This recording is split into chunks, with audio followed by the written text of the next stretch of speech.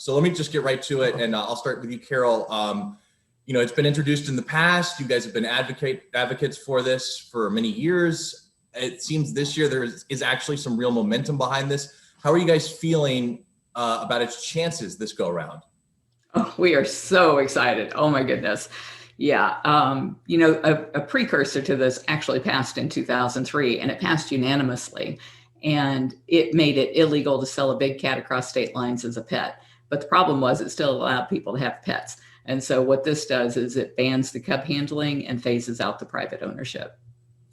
People may not still realize how prevalent this is. Can you speak to that? I think people in Texas might realize how prevalent it is because it's in the news all the time with people having tigers running around in their backyards. And so obviously, and another aspect of this is cub petting is something you guys for many, many years have been advocating banning.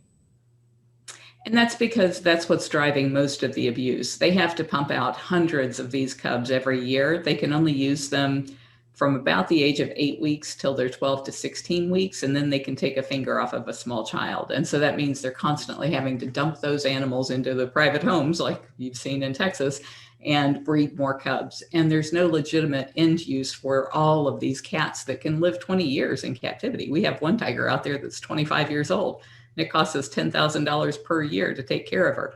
People pimping out all of these cubs, they are not keeping those cats because it's too expensive. So they're ending up in all kinds of horrible situations and possibly the black market. And Howie can talk more to how they've actually proven that to be the case. Howard?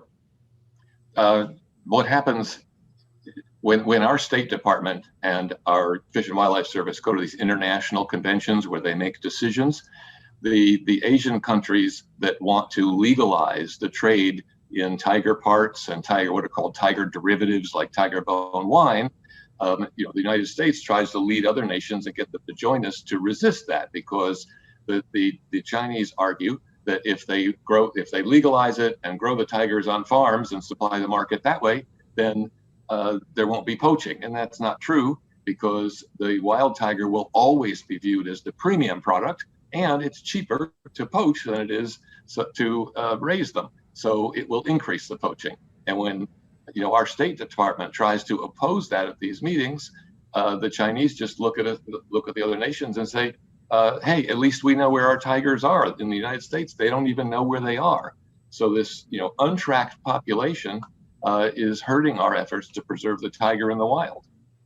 Howard, I've seen you quoted saying this. It's kind of an obvious question, but let me just ask it anyways. Can you speak to the appeal, the mindset of why people are drawn to owning or handling or petting these animals? Well, look, when it comes to the petting them, what's more adorable than a tiger cub? And if you don't know the backstory of what this cub has been through and will go through, if you don't know that it was torn from its mother at birth, that it's physically punished to diminish its behaviors, deprived of sleep, you just see this cute cub and somebody says, oh, you're helping conservation because we donate part of your fee to conservation. People don't know any better, and it's adorable, it's natural to want to hold them. So that's why we're trying to educate people that they're not doing anything with conservation, they're hurting conservation, and they're fostering this miserable life for these cubs who end up in horrible conditions. Carole, you kind of touched on this, but one big question that a lot of us in the newsroom had anytime this comes up here in San Antonio, we all wonder, where are these cubs or these tigers or these bobcats, where are they coming from? Can you speak to that? I mean, how do people get a hold of them in the first place? It actually all started back in the 80s, the 70s and 80s. You had all of these people who claimed to be experts, wildlife experts, who were taking baby wild animals onto the Johnny Carson show or the Jay Leno show. And people saw that and thought, I want to do that. And again, those people who were using those animals that way, they could only use them while they were little. And there's a really good film that just came out called The Conservation Game. It won the Social Justice Award at the Santa Barbara International Film Festival, exposing how all of these faux conservationists have lied to the public about where those cats come from and where they go. And where they come from is backyard breeders, and where they go is backyard breeders and private owners. And so that's how there's ended up being so many of them dumped into the public's hands. But back when we first really started trying to close this gap on this bill in 2011, we did a survey to find out how many of these places were pumping out considerable numbers of these cubs every year. And there was it Howie 54 or 56? We originally found 56, and over time that's diminished, I think partly due to education efforts, partly to these places shutting down, partly to better law enforcement. But you still have people like Doc Antle in Myrtle Beach pumping out dozens and dozens of cubs each year. So, there's only a handful left, but they still create a lot of misery. A few quick final questions in regards to the Big Cat Public Safety Act. I mentioned how it's been introduced in the past. It just never has been able to quite get over that hump. This one, from what I understand, seems pretty bipartisan. Seems like it has a real shot. What do you think is responsible for this shift in momentum? Well, it is normal for bills to go through multiple sessions and grow over time. So that's what it's done. So it's not that it didn't have momentum, but it has enormously more momentum now. I think for all of the effort of the Tiger King producers not to show the animal issues, what people did come away from is that one scene where they pull the baby tiger from the mother and pull it through the wire, and they realized, and that struck people, and it showed that there's all these crazies in this industry. So the issue became so much better known from Tiger King. So I think that's a big part of it, but it's also the momentum we've built, and it passed the House in December. In Texas, we have the endorsement of the Texas Animal Control Association, of the Texas Metropolitan Police Association, of the Texas Sheriff's Association, all these people who have to deal with these animals when they go to houses where they don't even know they exist. Well, Carole, I don't want to put words in anyone's mouth, but does this year seem different in terms of the possibility or the chances or the likelihood of this becoming law?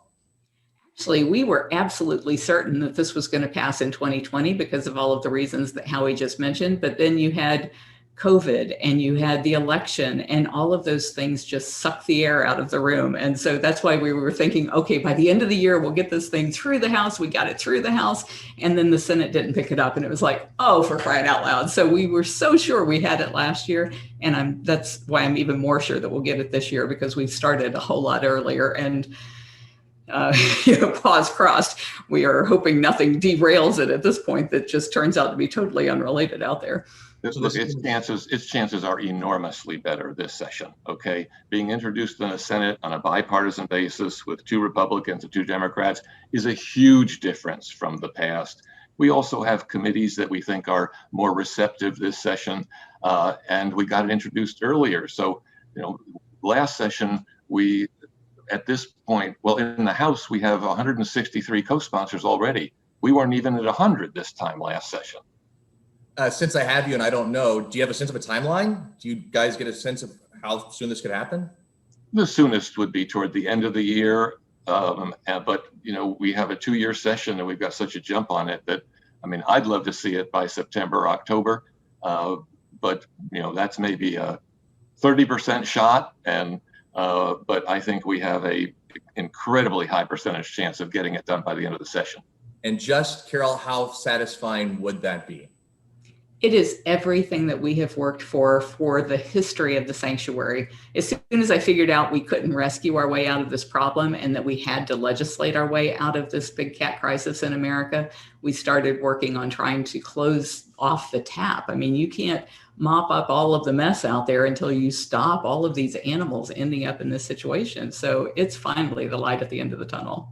Okay, and Howard, Carole, one final question I wanted to get your reaction to, because we have this soundbite from our sheriff, and you probably have heard sentiments along these lines where no doubt Tiger King has raised a ton of awareness for tigers protection and the Big Cat Safety Act.